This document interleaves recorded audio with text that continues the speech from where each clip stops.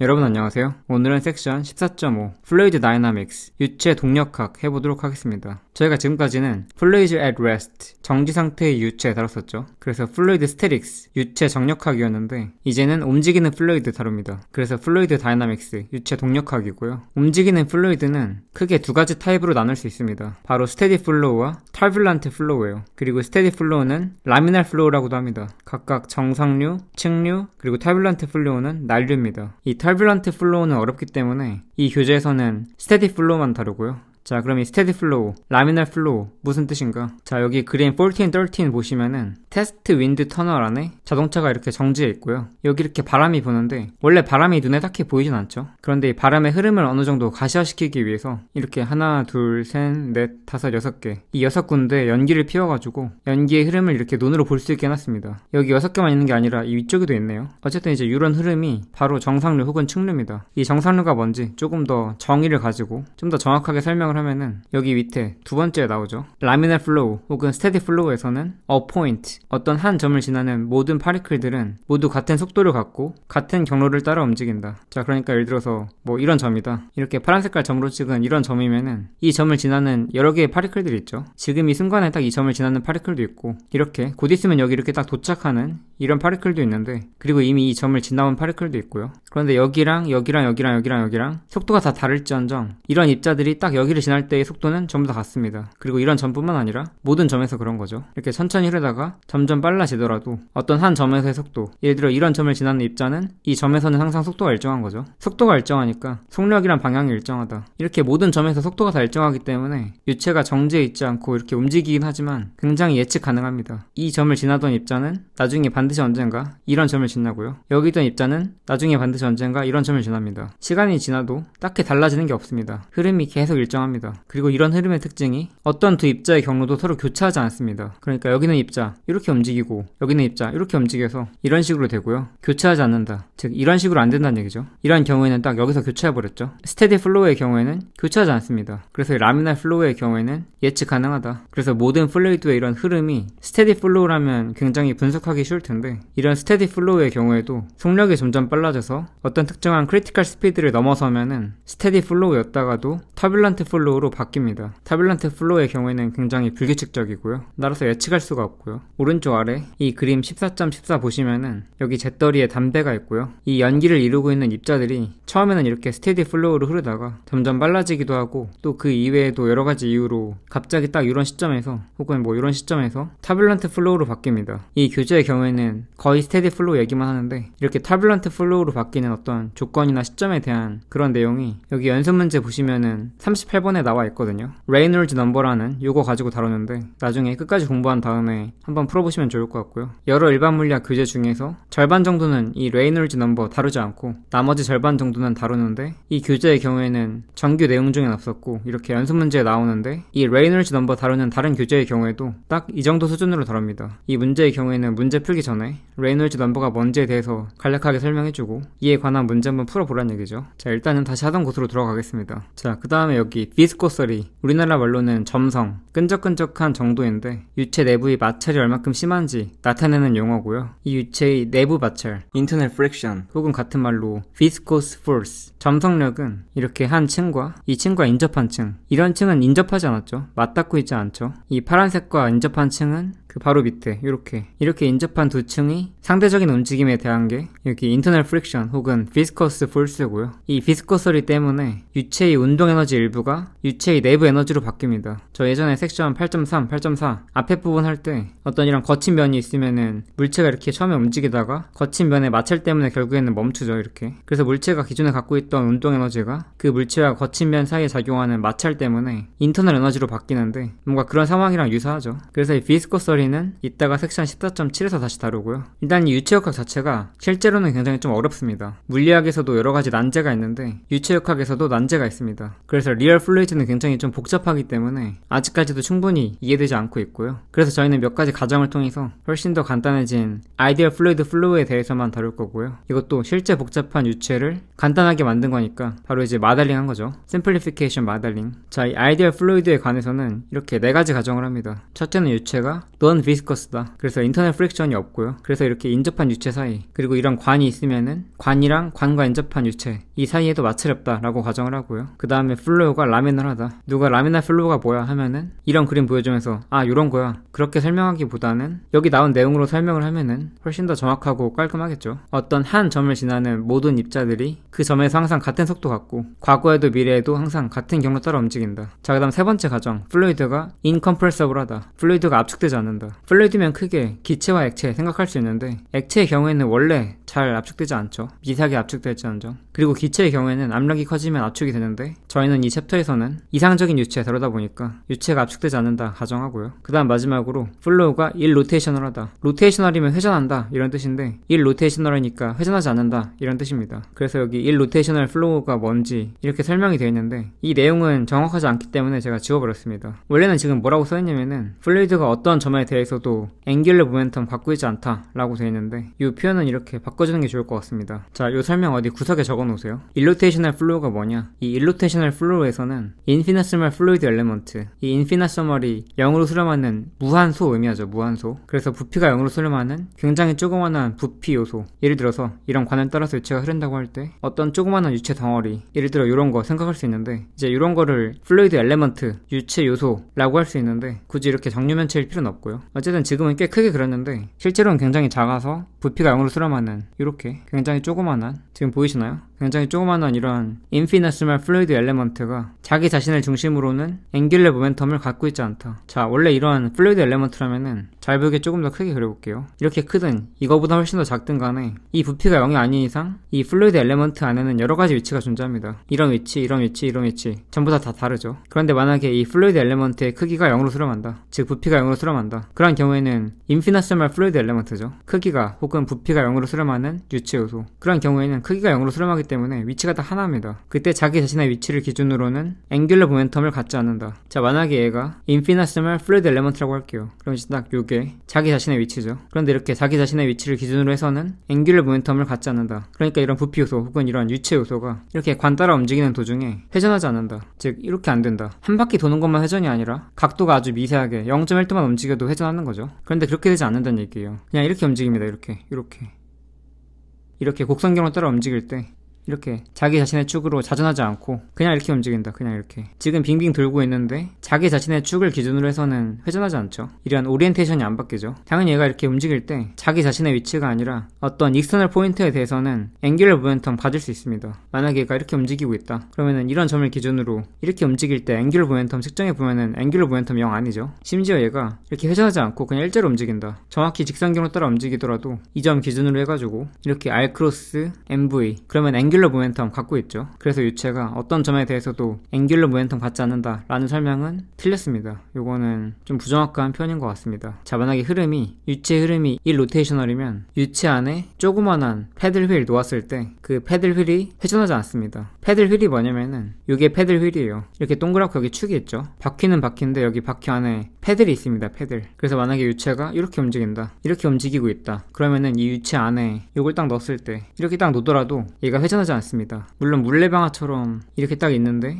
이렇게 물이 막 이렇게 쏟아지고 있다. 그럼 얘가 회전을 하겠죠. 근데 이런 경우에는 이 전체가 유체 속에 있는 게 아니라 이 일부, 이 오른쪽 부분만 유체랑 상호작용하고 있는 거고 이 패들 휠이 조그만해서 이 유체 안에 있다고 하면은 유체가 이렇게 곡선경로 따라 움직인다고 해서 얘가 무조건 회전하지 않습니다. 자, 얘를 딱 이렇게 넣었을 때 얘가 회전한다. 어떤 조건이면 얘가 회전할까요? 예를 들어서 이건 엄청 빠르다. 이거 두 개는 굉장히 빠르고 이건 굉장히 느리다고 할게요. 이렇게 느리다. 혹은 얘네는 오히려 반대 방향이다. 그럼 회전을 하겠죠. 이렇게 반시계 방향으로 회전을 하겠죠. 얘네가 반대 방향이 아니라 같은 방향이라고 하더라도 약간 느리다. 얘네 둘은 굉장히 좀 빠르다 하면은 그때도 이렇게 반시계 방향으로 회전을 하겠죠. 혹은 이렇게 중간에 이렇게 돌고 있다 애초에. 그럼 당연히 회전을 할 테고요. 그런데 저희가 다룰 플로우의 경우에는 일로테이션을 하다. 그래서 조그만한 패들 휠이 아주 조금의 각도도 움직이지 않는다. 그런 것만 다루고요. 저희가 앞서서 중력장 다룰 때 장에 대해서 배웠었죠. 필드에 대해서. 필드, 장은 어떤 위치마다 어떤 값들이 분포되어 있는 것, 이게 장인데 예를 들어서 모든 점마다 유체의 속도를 생각할 수가 있죠. 즉 유체의 속도가 분포되어 있죠. 공간마다. 이런 점에서는 뭐 이렇게, 이런 점에서는 이렇게, 이런 점에서는 이렇게. 그래서 모든 점마다 속도를 갖는데 이렇게 속도가 어떤 공간상의 좌표로 이렇게 주어질 수 있고요. 그 다음에 스테디 플로우면은 위치가 안 바뀌면은 속도도 안 바뀔 테니까 시간이 함수일 필요는 없고요. 스테디 플로우가 아니면은 같은 위치여도 지금이 몇 시냐에 따라서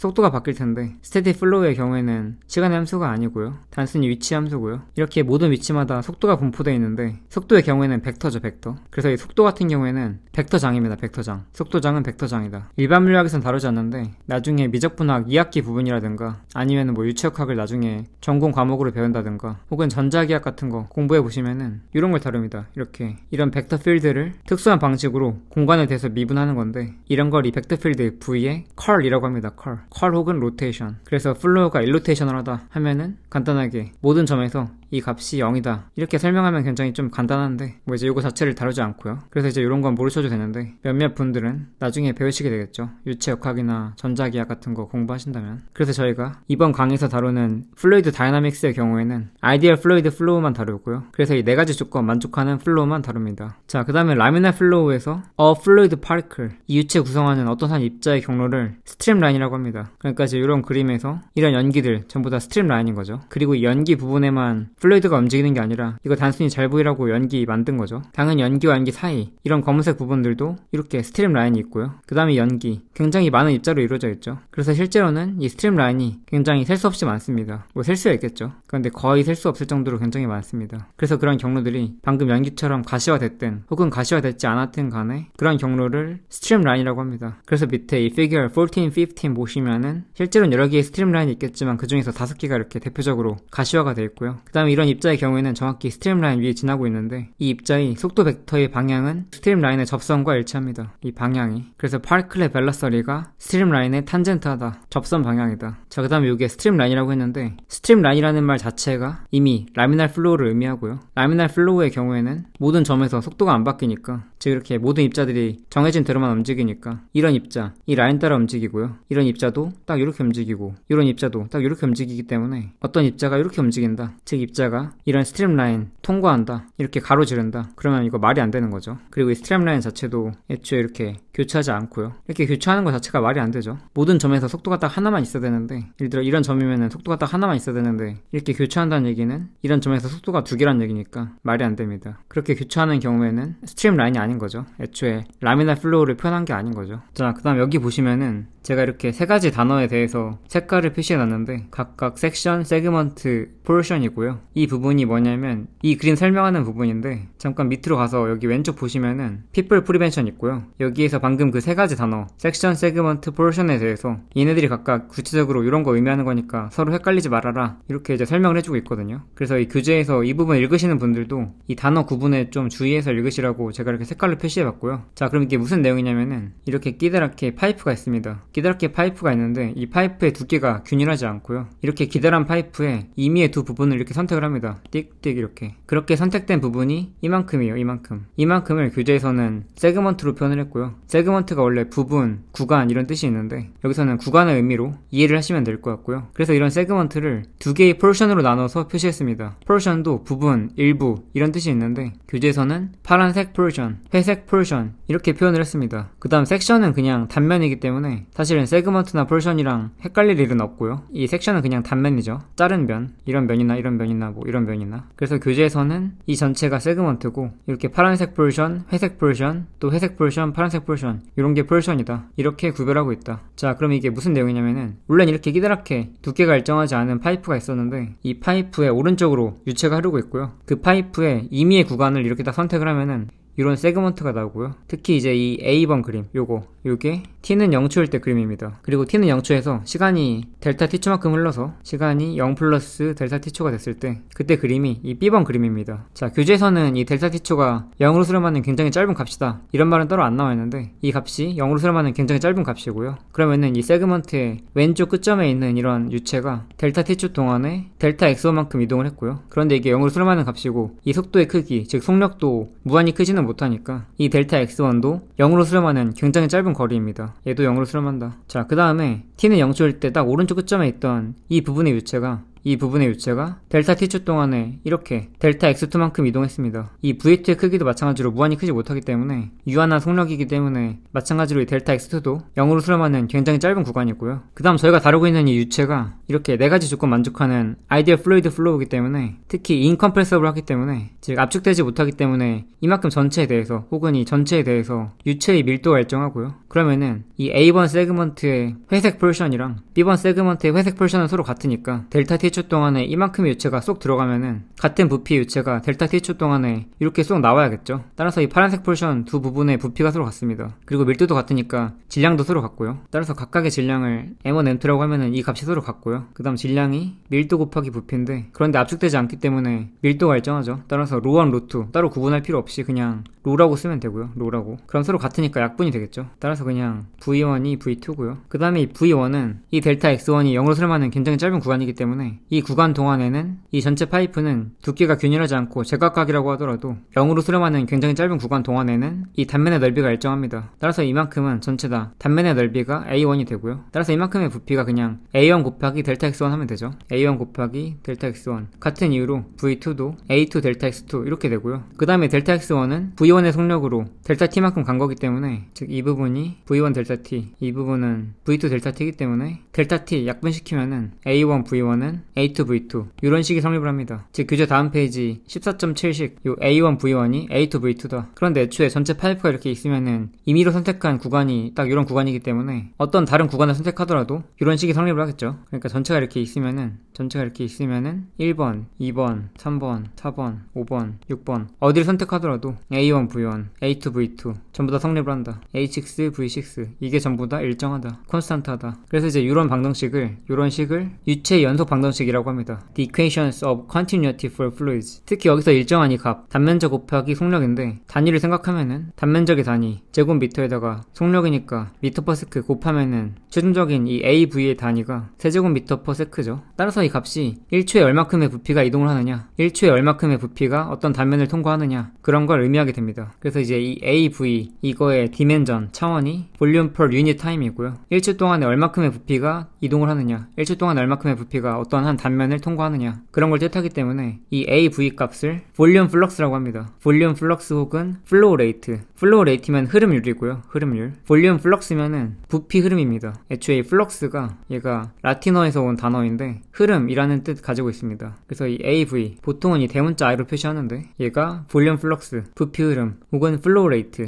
흐름률, 얼마나 많이 흐르고 있느냐 나타냅니다. 물론 이제 이런 내용들은 이렇게 끼다란 파이프가 중간에 어디 구멍이 나서 이렇게 물이 샌다든가 이렇게 갈라져가지고 다른 경로가 있다든가 이런 건 제외한 상황이죠. 새는 구간이 없다. 파이프 하나를 따라서 유체가 쭉 흐르고 있다. 그래서 이제 이런 식 잘 표현하고 있는 게 이 figure 1417입니다. 지금 물 호스를 통해서 정원에 물을 주고 있는데 호스에 물이 나오는 이 입구, 이 노즐의 일부를 손가락으로 딱 막으면은 면적이 작아지죠. 즉 이 값이 일정한데 A가 작아지면 V가 커집니다. A가 커지면 V가 작아지고요. 따라서 유체 혹은 물이 통과하는 단면의 일부를 손가락으로 딱 막으면서 A가 작아지기 때문에 V가 빨라집니다. V가 빨라지니까 물이 더 빠르게 나가죠. 물이 더 빠르게 나가면 더 멀리 나갑니다. 자, 그럼 밑에 example 14.7 한번 보겠습니다. watering a garden, 정원에 물 주기. 자, 정원사 gardener가 워터 호스 이용해서 부피가 30리터인 버킷에 물 채우는데 1분이 걸린다고 합니다. 물 호스의 노즐 부분의 그 단면의 넓이가 0.5 제곱센티미터라고 하고요. 이때 노즐을 수평으로 들어서 물이 수평하게 분사되도록 할 때, 그리고 그때 그 노즐의 높이가 지면으로부터 1m일 때 분사되는 물이 수평 도달거리가 어떻게 되느냐. 그러니까 이렇게 호스가 있고요. 이렇게 호스가 있고 끝에 이런 딱 노즐이 딱 달려있는데 여기 단면의 넓이가 0.5 제곱센티미터고요. 이 노즐의 지면으로부터 높이가 1m입니다. 이때 물이 수평으로 나와서 이렇게 딱 떨어지겠죠. 이때 이 도달거리가 얼만큼이냐. 자, 문제에서 이런 30리터 양동이 가득 채웠는데 1분 걸린다고 했습니다. 참고로 1리터가 이렇게 가로 세로 높이 10cm인 정류면체의 부피거든요. 그러니까 1리터가 10cm 세제곱한 거죠. 미터로 바꾸면은 0.1m 세제곱한 거예요. 즉 10의 마이너스 3 세제곱미터입니다. 따라서 30m면은 3 곱하기 10의 마이너스 2 세제곱미터고요. 그런데 이게 1분 걸린다고 했으니까, 즉 60초 걸린다고 했으니까 30리터 60초로 나눠주면은 60분의 3 곱하기 100분의 1이니까 여기 6000분의 3이죠. 그러면은 0.5 곱하기 10의 마이너스 3이니까 다시 쓰면은 5 곱하기 10의 마이너스 4 단위는 세제곱미터 퍼 세크. 바로 플로우 레이트의 단위죠. 볼륨 플럭스. 이게 바로 I고요. 다시 쓰면은 AV라고 쓸 수 있습니다. 그런데 노즐 기준으로 이 A가 0.5제곱cm 라고 했으니까 0.5제곱cm는 얘는 0.5에다가 1cm 제곱한 건데 1cm가 0.01m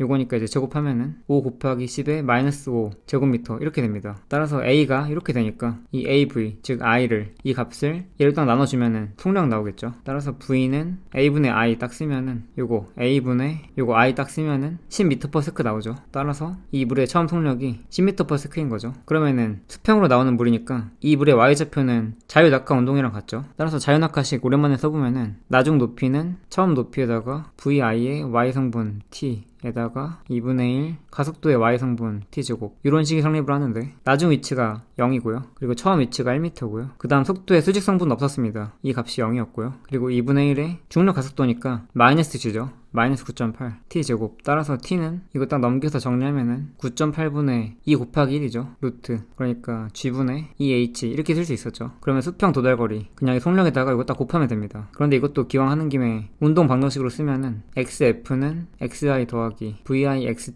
더하기 2분의 1 AXT 제곱인데 수평 방향으로는 가속도 없고요. A0이고 그 다음에 이 VIX 얘가 10m/s죠. 그럼 이제 처음 위치에서 이만큼 더 간다는 얘긴데 처음 위치 어딘지 안 궁금하고 이 거리가 궁금한 거죠. 이게 XI고 이게 XF면은 XF 빼기 XI가 궁금합니다. XF 빼기 XI 이거 딱 넘기면은 우리가 궁금한 거 얘가 바로 VIXT 즉 10m/s에다가 요거 시간 딱 곱하면 된다. 요거 단위는 초고요. 초 세크. 그럼 계산하면은 10 루트 2 나누기 9.8 하면은 4.517로 쭉 나가는데 이 숫자 3개이기 때문에 답이 4.52m 이렇게 됩니다. 네, 맞게 나왔죠. 자, 그 다음에 이어서 섹션 14.6 버널리 이퀘이션 베르누이 방정식. 자, 여러분 이런 경험 해보신 적 있나요? 여기서 이제 뭐라고 하냐면은 이렇게 고속도로가 있는데 여러분의 차가 이렇게 달리고 있습니다. 그런데 바로 옆에서 이런 굉장히 큰 트럭이 굉장히 빠르게 휙 지나갑니다. 예를 들어서 여러분이 시속 100km로 달리고 있는데 근데 트럭이 갑자기 150km/h로 확 지나가요. 이때 여기 차에 타고 있던 여러분이 간담이 서늘해지는 걸 느낍니다. 이 트럭이 순간적으로 빠르게 딱 지나가니까 여러분의 차가 순간적으로 이 트럭 쪽으로 살짝 휘청거립니다. 고속도로에서 빠르게 달리고 있다가 휘청거리면 꽤 무섭겠죠. 그래서 이제 이런 경험이 있냐 이렇게 묻고 있고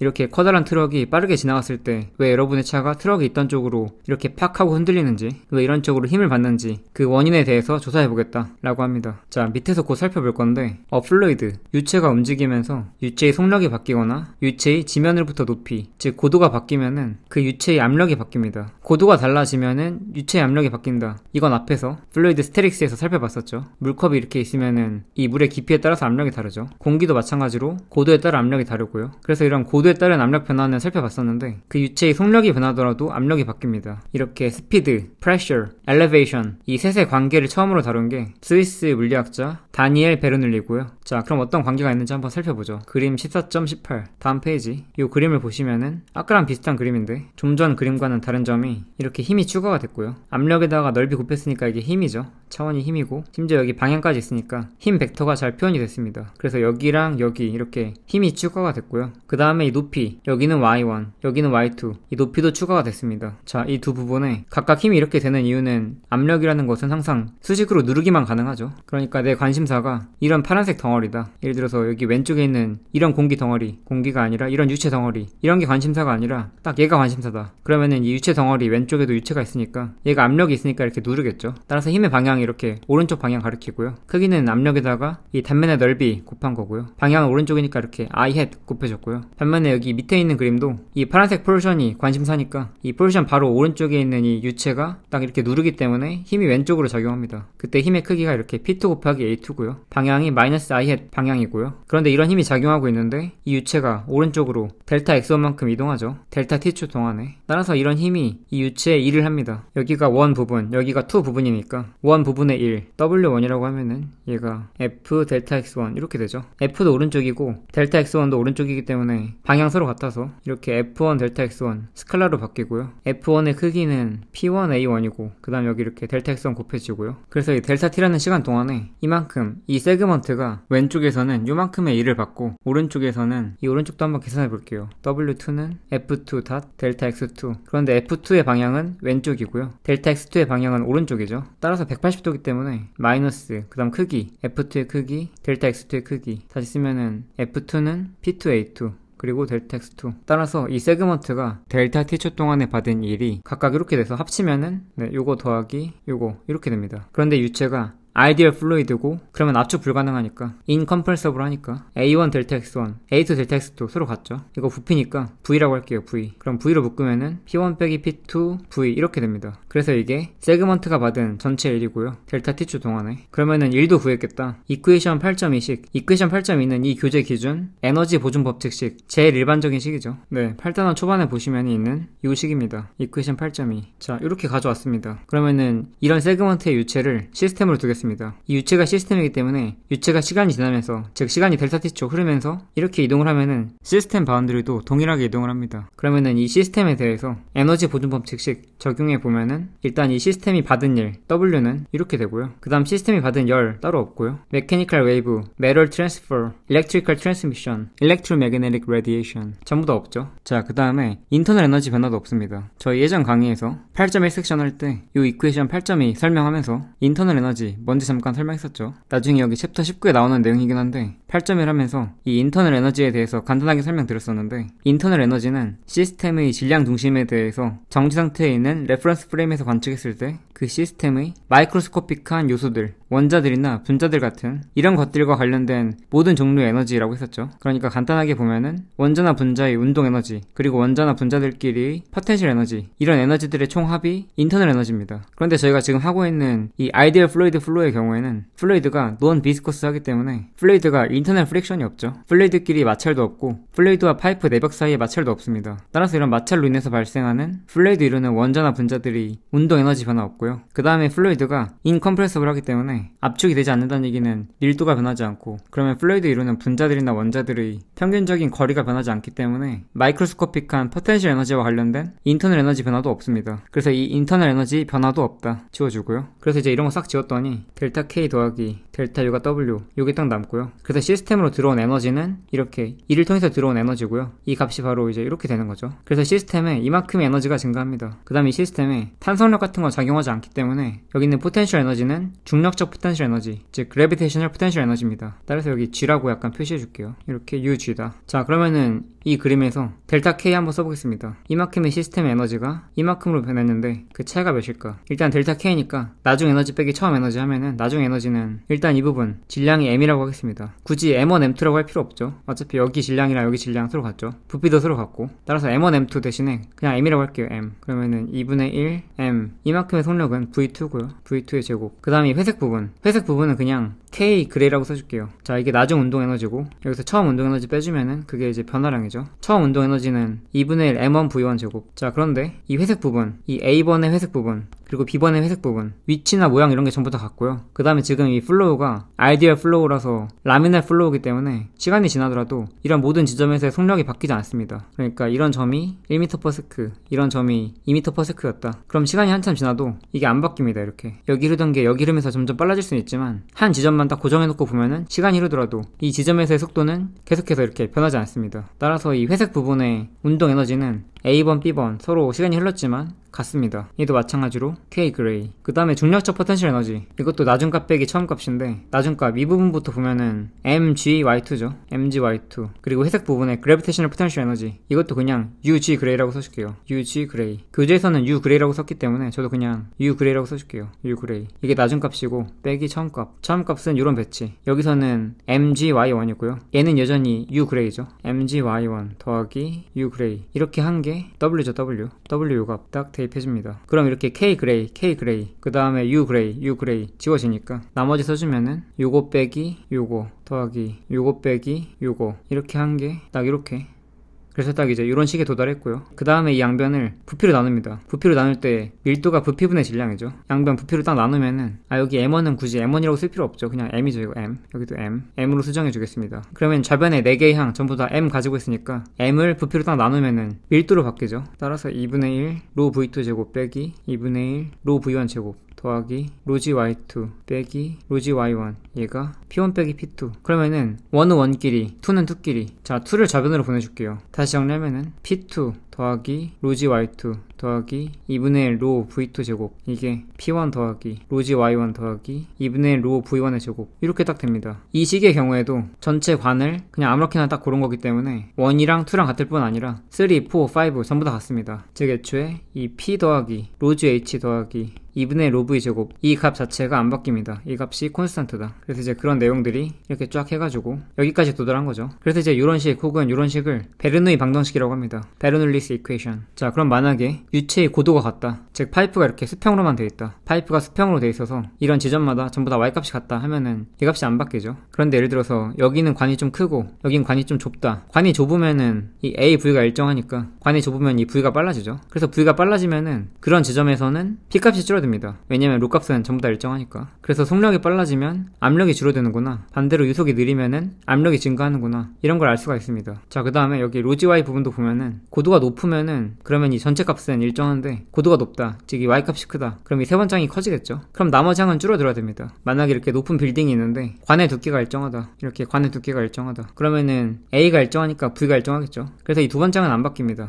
이건 안 바뀌면은 고도가 높으면은 p가 줄어듭니다. 그래서 고층 빌딩의 경우에는 일반적으로는 이렇게 높은 층일수록 압력이 줄어들고요, 수압이 줄어들고, 그래서 이제 이걸 해결하기 위해서 이렇게 높이가 높아질 때마다 압력이 그래도 너무 작아지지 않게끔 어떤 장치가 있겠죠. 그 다음 만약에 플루이드가 가만히 있다, 즉 정지 상태다, 그러면 v1, v2 혹은 이 v값들이 전부 다 0이겠죠. 그러면 요 식에서 혹은 요 식에서 v값 전부 다 0 대입하면은 이렇게 0 대입하면은 p 더하기 로지 y가 일정하다. 그래서 요거 앞에서 봤던 식이죠. 앞에 이퀘이션 14.4. 네, 여기 플루이드 스테릭스에서 나왔던 식과 일치합니다. 그래서 베르누이 식 혹은 베르누이 방정식이 좀 더 일반적인 식입니다. 자, 그 다음 여기 또 뭐라고 되어 있냐면은 저희는 지금 아이디얼 플루이드 플로우에 대해서 이런 식이 성립한다 유도했었죠. 이상적인 유체 흐름은 그 유체가 압축되지 않죠. 실제로 액체는 압축이 되더라도 거의 되지 않고요. 그런데 압축이 잘 되는 기체, 이 가스의 경우에도 이런 식이 성립한다고 합니다. 왜 그런지는 다루진 않는데 어쨌든 기체의 경우에도, 즉 컴프레서블한 플루이드의 경우에도 이런 식이 성립을 한다. 자, 그러면은 저희 이번 섹션 베르놀리스 이퀘이션 시작할 때 이 처음에 이런 예시 들었었죠. 고속도로가 있었는데 나는 100km/h, 이 커다란 트럭은 같은 방향으로 150km/h로 이렇게 지나갈 때 내 차가 왜 트럭 쪽으로 힘을 받는가, 그거에 대한 설명이 여기에 있습니다. 자, 일단 유체역학이라는 게 약간 좀 복잡하죠. 그래서 저희가 간단하게 이상적인 유체 상황 위주로 심플리피케이션 마데링해서 공부하고 있는 거고요. 실제로 이 트럭이 이렇게 지나가면은 지나가는 도중에도 이렇게 힘을 받고요, 지나가고 난 다음에도 이 트럭이 지나가고 난 자리에, 예를 들어서 이런 자리에 저압 상태의 와류가 생겨서, 그러니까 압력이 낮은 소용돌이 같은 게 생겨서 여기엔 압력이 일반적인데 이 트럭이 지나가고 난 그 자리에는 저압 와류, low pressure eddy flow 때문에, 즉 저압 때문에 힘을 이렇게 받고요. 그런데 그런 저압 와류는 저희가 과학적으로 분석하기엔 좀 복잡하고요. 자, 그러면 저희 방금 배운 베르누이 이퀘이션 혹은 베르누이 원리로 이 트럭이 이렇게 지나가는 시점에 왜 트럭 쪽으로 내 차가 힘을 받는지 한번 분석해 보도록 하겠습니다. 자, 그림을 좀 확대했고요. 헷갈리니까 도로는 좀 지울게요. 내 차는 시속 100km/h, 트럭은 150km/h로 가고 있습니다. 그리고 고속도로 상에서 공기는 정지해 있습니다. 이렇게 공기는 0km/h라고 할게요. 이때 트럭과 자동차가 이 공기 속을 달리고 있습니다. 그러면 예를 들어서 이런 위치, 내 자동차가 방금 막 통과한 이런 위치의 공기는 원래는 한 이쯤에 있었을 텐데 내 자동차가 딱 지나가면서 밀어가지고 이렇게 오른쪽으로 밀려났습니다. 여기 있는 공기는 속도가 어떻게 될까요? 여전히 0km일까요? 이 자동차에 아주 인접한 공기는 자동차와의 마찰 때문에 약간 속력을 얻습니다. 많이는 아니고 한 10km/h라고 할게요. 그럼 여기는 어떻게 될까요? 여기도 마찬가지로 공기와 자동차 사이 마찰력 때문에 한 10km/h 정도가 될까요? 아니면은 여기 트럭도 오히려 더 빠르게 이렇게 도와주고 있으니까 예를 들어서 트럭 왼쪽이 이렇게 한 15km/h가 된다. 그래서 여기 한 15km/h가 되고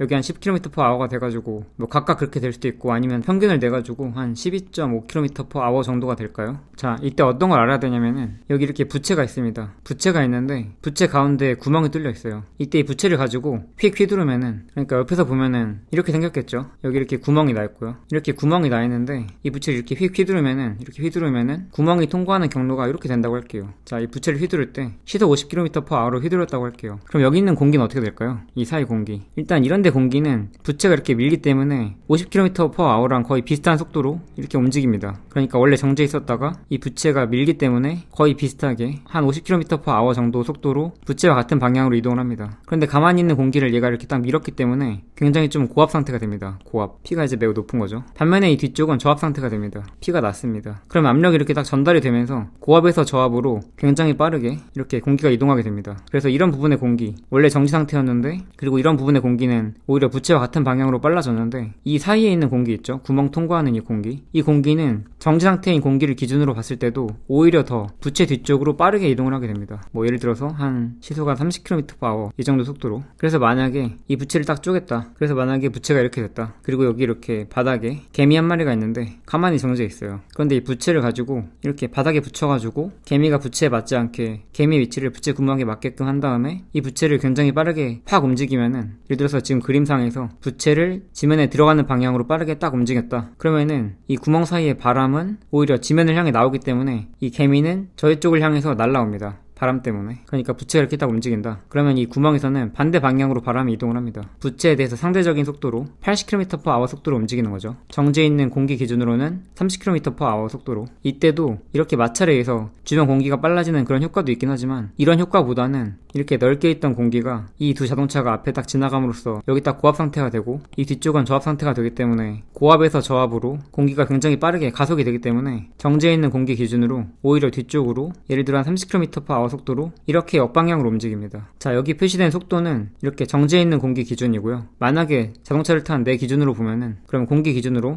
여러분이나 저는 100km/h로 가고 있는데, 우리들 기준으로 하면은 우린 정지해 있죠. 0km/h고요. 오히려 공기가 100km/h로 저에게 다가옵니다. 이렇게 공기가 다가온다. 그 다음 트럭은 저희보다 50km/h 빠르기 때문에 얘는 이제 50이 됩니다. 속도가. 그리고 저희가 100이었을 때 얘가 10이었으니까 저희 기준으로 하면은 얘는 뒤쪽으로 90이 됩니다. 얘도 마찬가지로 100을 빼주면은 마이너스 85가 됩니다. 이렇게 뒤쪽으로 85. 얘도 마찬가지로 100을 빼주면은, 얘는 원래도 뒤쪽이었으니까 뒤쪽 방향으로 100을 더해줘야죠. 얘는 130이 됩니다. 자, 그러면은 왼쪽이랑 오른쪽 속도 차이가 40이죠. 40. 뒤쪽으로 30, 앞쪽으로 10이니까 속도 차이는 40입니다. 얘도 마찬가지로 속도 차이 40이죠. 그런데 이 베르노이 방정식을 적용하려고 보니까 여기 속력의 제곱이에요. 따라서 그럼 여기는 30의 제곱이니까 900이고요. 여기는 10의 제곱이니까 100이거든요. 그럼 900이랑 100이면은 800 차이가 나는데, 근데 여기서 보면은 130이랑 90 제곱해서 빼주면은 130제곱 빼기 90제곱을 하면은 8800이 나옵니다. 그럼 뭔가 이상하죠? 같은 운동인데 관측 기준만 달리했는데 정지해 있는 공기 기준으로 하면은 여긴 압력 차이에 관여하는 이 각각의 속력의 제곱이 800이고요. 여기는 8800이 나옵니다. 뭐가 잘못된 걸까요? 그리고 어떤 게 더 맞을까요? 일단 이 베르노이 이퀘이션은 이렇게 아이디얼 플루이드 플로우 기준이고요. 물론 방금 말했던 것처럼 기체의 경우, 즉 플루이드가 기체여서 컴프레서블한 경우에도 성립을 하는데, 기본적으로 플로우가 라미날 플로우가 됩니다. 그리고 여기 논 비스코스도 있죠. 일단 논 비스코스 적용을 하면은 여기 100km/h로 자동차가 지나간다고 하더라도 공기가 마찰 때문에 이렇게 10km/h의 속도를 얻는 이런 일은 일어나지 않고요. 그냥 0이 되겠죠. 여기도 0, 여기도 0. 그런데 저희에게 발생한 모수는 이걸 0, 0으로 만들고, 그럼 여기는 100, 100이 되겠죠. 그때도 여전히 발생하죠. 130제곱에서 100제곱 빼는 거랑 30제곱에서 0제곱 빼는 거랑 다르죠. 그 이유는 뭐냐면은 이 공기 관점으로 하면은 이런 흐름 속도들은 라미날 플로우가 아닙니다. 정지해 있는 공기 기준으로 보면은, 예를 들어 이런 흐름들이, 이런 속도들이 전부 다 라미날 플로우가 되려면은 시간이 흐른 뒤에도, 즉 자동차가 지나간 뒤에도 이런 지점들의 속도가 여전히 유지가 돼야 됩니다. 그런데 이런 속도들은 자동차가 지나가는 동안에만 유지가 되기 때문에 정지해 있는 공기 기준으로 하면은 이런 흐름들은 라미날 플로우가 아닙니다. 반면에 차에 탄 저와 여러분 기준으로 하면은 저와 여러분이 지나가는 동안에는 제 옆에 있는 이런 지점의 속도는 이렇게 유지가 됩니다. 그러니까 이때는 저희 주변 공기 흐름이 라미날 플로우인 거죠. 그래서 베르노이 원리는 이렇게 적용하면 안 됩니다. 요거 안 됩니다. 적용하려면 이런 상황으로 적용해야 됩니다. 특히 지금의 경우처럼 논 비스코스 하면은 정지해 있는 공기가 100km/h로 우리에게 다가오는 것처럼 여기 있는 공기도 마찰력 때문에 이런 속도를 잃지 않고 여전히 100km/h가 되고요. 여기 왼쪽도 100km/h. 자, 이렇게 해야지 저희 분석이 맞는 것 같고요. 특히 이제 이런 관점, 저희는 멈춰있다, 이런 관점에서는 공기가 이렇게 오다가 원래는 공기가 지나가는 이런 길이 넓었었는데, 이렇게 넓었었는데 딱 여기 도착하면서 이렇게 좁아져가지고 이 A, V가 일정해야 되는데 A가 굉장히 작아지니까 V가 증가했다, 이렇게 보는 시각이 맞습니다. 이렇게. 그래서 원래 100km/h였는데 이것보다 더 커질 수도 있겠죠. 이 간격이 어떻게 되냐에 따라서. 그래서 이제 교과서에서는 여러가지 복잡한 상황이 아니라 좀 간단한 상황, 그래서 공기가 통과하는 채널이 좁아지기 때문에 속력이 증가하고, 속력이 증가하기 때문에 압력이 감소한다. 즉 이쪽이 압력이 감소하기 때문에 여긴 압력이 그대로인데 압력이 감소하니까 이런 방향으로 힘을 받겠죠. 그래서 저희가 탄 자동차가 트럭 쪽으로 힘을 받는다, 압력 차이에 의해서. 이렇게 이해하시면 되겠습니다. 자, 유체역학이 굉장히 좀 복잡한 과목인 것 같은데 저희는 일반 물리학에서는 한 챕터에서밖에 다루지 않고요. 더 궁금하신 분들은 전공 유체역학 공부하시면 되겠습니다. 자, 저희는 그러면 퀴퀴즈 한번 보죠. 자, 공기 밀도보다 가벼운 헬륨이 들어있는 이 헬륨 풍선이 두 개 있습니다. 헬륨 풍선에 각각 줄이 달려있고 그 줄이 테이블에 잘 고정되어 있다. 여기 이렇게 테이블이 있고 테이블과 줄이 잘 고정되어 있고 여기 이렇게 헬륨 풍선이 있는 거죠. 이런 게 하나 더 있습니다. 이렇게. 네, 이렇게 있다고 할게요. 그리고 두 헬륨 풍선이 맞닥뜨리고 있는 이 각각의 면이 이 면과 면 사이가 1에서 2cm 정도 떨어져 있다고 합니다. 이 간격이 예를 들어서 뭐 한 1.5cm라고 할게요. 이때 이 좁은 공간 사이에 여러분이 바람을 후 하고 불면은 풍선들이 어떻게 되는가? A번 서로를 향해 움직인다. B번 서로 멀어지는 방향으로 움직인다. C번 아무 영향도 받지 않는다. 자, 직접 해봤는데 아무 영향이 없으면은 폐활량이 부족한 거니까 운동을 하거나 한번 병원을 가보세요. 실제로 세게 불어보면은 후 하고 바람을 불면은 이 사이 유체 속력이 빨라지면서 압력이 감소합니다. 양쪽은 압력이 그대로인데 여긴 압력이 감소하니까 풍선이 서로 붙게 됩니다. 따라서 서로를 향해 가까워진다. A번이 답입니다. 자, 문제 한번 보죠. The horizontal constructed pipe. 여기 constrict이 단단히 죄다, 수축시키다 이런 의미여서 이 파이프 보시면 여기 중간 부분부터 이렇게 좀 수축이 돼 있죠. 뭔가에 의해서 단단히 조여진 것처럼. 그리고 또 이 파이프가 딱 이렇게 수평입니다. 수평. 호리젠탈합니다. 높이 차이가 없죠. 물론 여긴 높고 여긴 낮고 여긴 높고 여긴 낮고 이렇게 높이 차이가 있긴 한데 이런 파이프 실제로는 좀 이렇게 좀 얇거든요. 이렇게. 그래서 그냥 높이 차이 무시합니다. 없다고 가정합니다. 그래서 이제 이런 그림의 파이프를 벤츄리 파이프라고 하고요. 이러한 벤츄리 파이프를 통해서 incompressible fluid의 플로 스피드를 측정할 수 있다고 합니다. 그래서 여기 포인트 2, 딱 요 지점에서의 속력 V2의 크기를 구해라. P1, P2가 주어졌다면 여기 P1, P2 여기 압력계 있으니까 이 압력 주어졌다고 보면 되겠죠. 자, 그러면은 베르놀리스 이퀘이션 한번 써볼게요. P 더하기 2분의 1 로V 제곱 더하기 로지 Y 이게 콘스탄트다. 자, 이런 식의 성립을 할 텐데 이게 콘스탄트긴 콘스탄트인데 이 값이 뭔지 모르기 때문에 이렇다기보다는 이 1에서의 값이랑 2에서의 값이 서로 같다 라고 하겠습니다. 그래서 이제 요거 하나 이렇게 복사해 줘가지고 좌변은 P1, V1, Y1 이렇게 두고요. 우변은 P2, V2, Y2 이렇게 두겠습니다. 그런데 지금 호리젠탈 하기 때문에 Y1, Y2가 서로 같습니다. 이게. 그래서 이건 이렇게 지워주고요. 그 다음 문제에서 P1 빼기 P2가 주어졌기 때문에 P1 빼기 P2를 딱 정리하면은 이제 이 P2 넘기고 요거 딱 넘겨주면 되겠죠. 그러면 2분의 1 로로 딱 묶어주면은 V2 제곱 빼기 V1 제곱인데 그런데 여기 A1, V1, A2, V2 나와있죠. 그리고 문제에서 유체가 incompressible 하다고 되어 있습니다. 따라서 플로우 레이트 혹은 볼륨 플럭스 A1, V1 얘가 A2, V2 이런 식의 성립을 하고요. 지금 V2 알아내는 게 목적이니까 이거 V1으로 정리해서 대입해줍니다. 즉 V1은 A1분의 A2, V2 이거 딱 대입을 해줍니다. 그럼 여기 V2 제곱이 있고 여기 V2 제곱이 생기니까 V2 제곱으로 뺄 수 있겠죠. 즉 2분의 1 로 V2 제곱 그리고 1 빼기 A1분의 A2 요거의 제곱 이렇게. 그래서 이제 알고 싶은 이 V2를 정리하면은 일단 V2의 제곱으로 정리하면은 2 곱해주고 로랑 요거 나눠주면 되죠. 따라서 로랑 요 부분 분모로 딱 하고 여기 P1 빼기 P2에다가 요거 딱 2배 해주면 되죠. 2배. 이게 이제 V2 제곱이니까 루트 씌워주면은 V2는 이렇게. 그래서 이거 답이랑 한번 비교해 보겠습니다. 여기 루트 안에 분자 부분은 같은데 분모가 좀 다르죠. 이거는 A1 제곱분의 1을 딱 이렇게 빼준 것 같아요. 즉 A1 제곱분의 1 딱 빼주면은 A1 제곱분의 1 딱 빼주면서 여기 1이 A1 제곱으로 바뀌죠. 그럼 바로 안이 A1 제곱 빼기 A2 제곱 이렇게 되고 요거 이제 루트 밖으로 딱 나가면은 A1 되죠. A1 이렇게. 그래서 맞게 나온 거 확인할 수가 있습니다. 자, 그 다음에 토리첼리스 러. 자, 잘 감싸진 이런 탱크가 있는데 밀도가 로인 액체 담고 있고요. 밀도가 로인 액체고 이렇게 사이드 옆쪽에 구멍이 뚫려 있습니다. 그리고 이 구멍의 위치는 바닥으로부터 Y1 높이에 있습니다. 그리고 이 구멍이 atmosphere 대기와 이렇게 접촉해 있습니다. 그리고 이 구멍의 지름은 이 탱크 지금 제가 옆에서 봐서 그렇지 이 탱크 자체도 직류면체 모양 이런 게 아니라 원통 형태인 것 같아요. 딱 이렇게 탱크가 있는 것 같습니다. 여기 이렇게 구멍이 딱 뚫려 있고 그래서 이 구멍의 지름보다 이 탱크의 지름이 훨씬 더 크다 라고 되어 있고요. 그 다음에 리퀴드 위쪽 이 부분의 공기의 기압은 P로 유지가 된다고 합니다.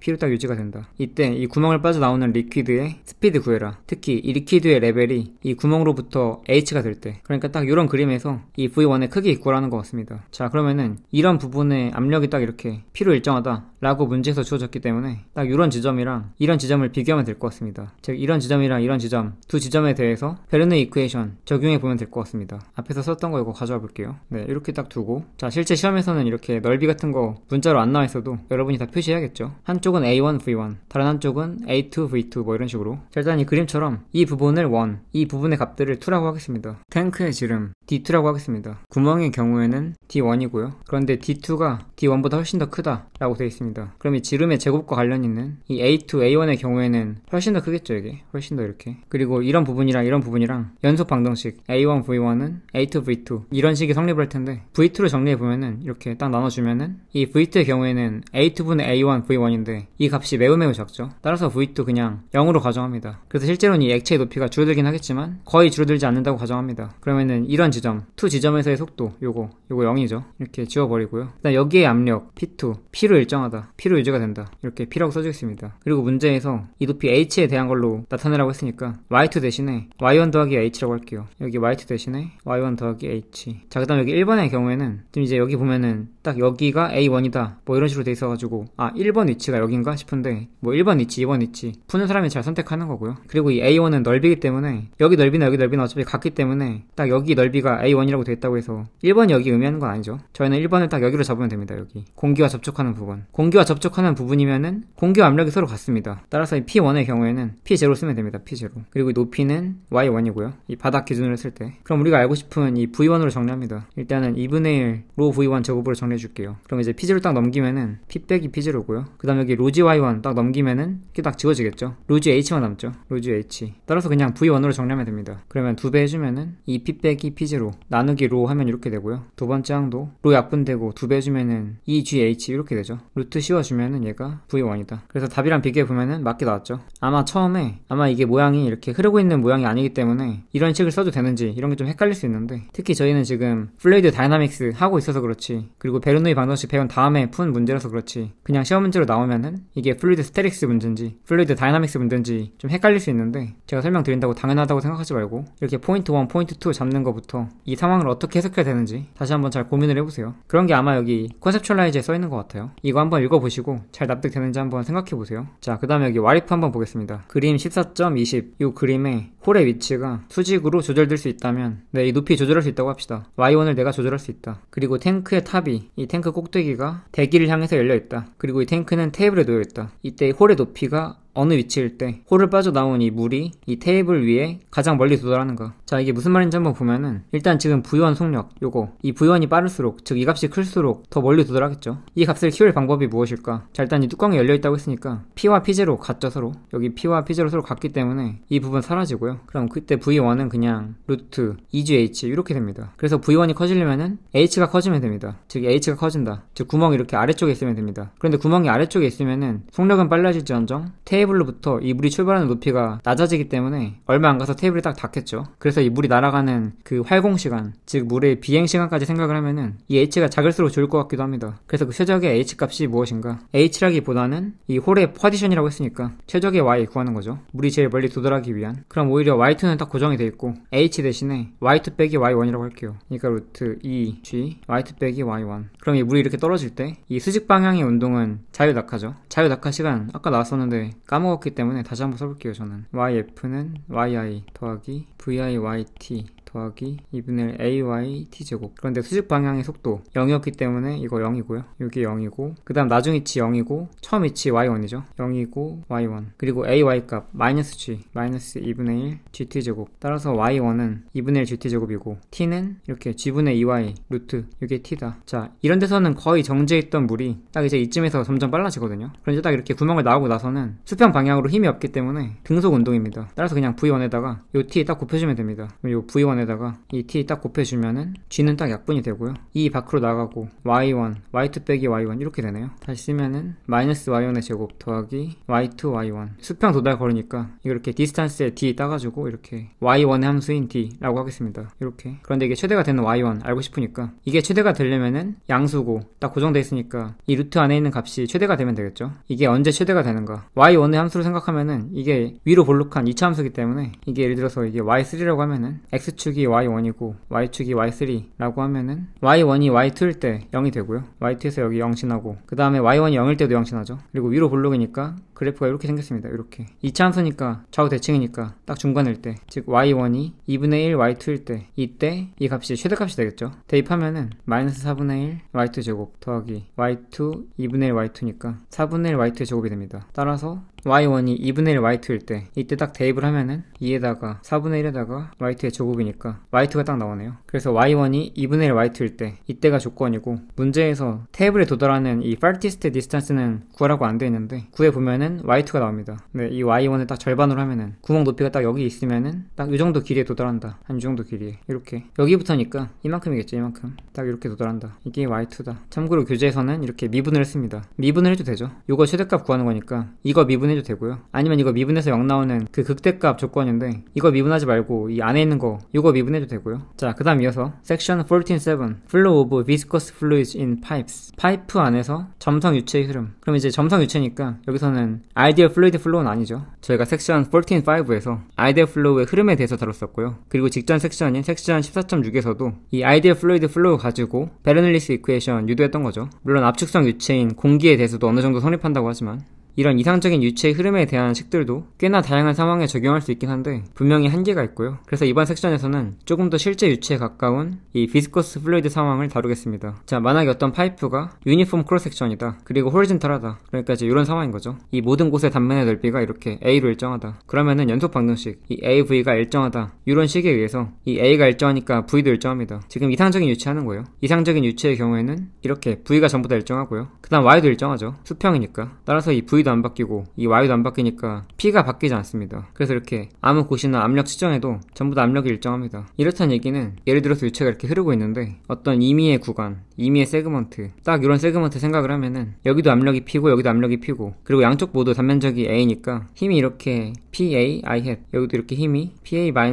hat. 그래서 이 압력에 의한 net force가 0입니다. 그래서 이상적인 유체의 경우에는 이런 상황에서는 압력에 의한 net force가 0이고요. 그러니까 이 유체가 처음 한 번만 딱 움직이기 시작하면은 별다른 노력 없이도 영원히 움직인다는 얘기죠. 영원히 흐른다는 얘기죠. 그런데 실제로는 그렇지 않죠. 사람의 경우에는 혈관이 전부 다 수평인 건 아니지만 만약에 혈관들이 수평이라고 하더라도 혈관 통해서 피가 계속 흐르기 위해서는 심장이 필요합니다. 심장이 계속해서 일을 해줘야 됩니다. 그래서 실제의 경우에는 유체가 어떤 일정한 속력으로 이동하기 위해서는, 즉 예를 들어서 유체의 흐름률, 이 플로우 레이트 혹은 볼륨 플럭스 혹은 볼륨 레이트 다 같은 말인데 이런 값이 유지되기 위해서는 양단에 압력 차이가 필요합니다. 그래서 이 압력 차이가 크게 날수록 더 잘 흐르는 거죠. 1초에 더 많은 부피의 유체가 흐를 수 있는 거죠. 그리고 방해 요소도 있습니다. 만약에 압력 차이가 일정하다. 그런데 만약에 이 R값이 크면은 이 플로우 레이트가 줄어들게 됩니다. 그래서 이 R이 방해한다 의미로 이 레지스턴스의 의미로 R로 쓴 거고요. 이 P나 I, V의 정체에 대해서는 우리가 알고 있는데 이 R은 단순히 방해한다 의미 갖고 있는데 정확히 어떻게 방해하는지 이 값이 무엇인지 이거에 대해서 아직 잘 모르기 때문에 조금 이따가 살펴보고요. 그런데 이렇게 생긴 식이 꽤나 많이 있습니다. 예를 들어서 저희 교재에서도 챕터 26에서 배웠는데 이 V는 IR식 있죠. 옴의 법칙식. 좀 더 구체적으로 말하면은 델타 V는 IR인데 중학교 때나 고등학교 때 한번 들어보셨죠? 이게 뭐냐면은 여기 어떤 소자가 있고요. 이 소자의 저항값, 전류를 방해하는 정도가 R이라고 할 때 여기 흐르는 전류, 이 전류가 플러스 마이너스 이 엘렉트릭 포텐셜의 차이, 즉 이 델타 V 요거에 비례한다. 그래서 여기가 1억 볼트라고 무조건 전류가 잘 흐르는 게 아니라 여기도 1억 볼트, 여기도 1억 볼트면은 전류가 안 흐릅니다. 그래서 우리가 중학교 때나 고등학교 때는 단순히 V는 IR 이렇게 많이 생각을 했었는데 조금 더 구체적으로 말하면은 델타 V는 IR 이렇게 해야 조금 더 구체적이고요. 어쨌든 이 두 식이 생긴 게 비슷하죠. 이 I가 여기는 플로우 레이트, 여기는 전류, 어떤 흐름에 관한 거고 이런 흐름이 크기 위해서는 압력 차이나 전위차 같은 말로 전압이 커야 되고요. 그 다음에 또 방해하는 요소가 있죠. 둘 다 레지스턴스에 R 따가지고 이렇게 R로 쓰고요. 얘도 흐름, 전류의 경우에는 부피 흐름률은 아니고 전하 흐름률이긴 한데 어쨌든 흐름, 어쨌든 이동에 관한 거예요. 그래서 이 두 식 모두 Transport Equations, 이동 방정식의 일종이고요. 그리고 이런 이동 방정식은 아니지만 저 예전에 배웠었던 뉴턴의 운동 제2법칙 이 이퀘이션 5.2 이 식도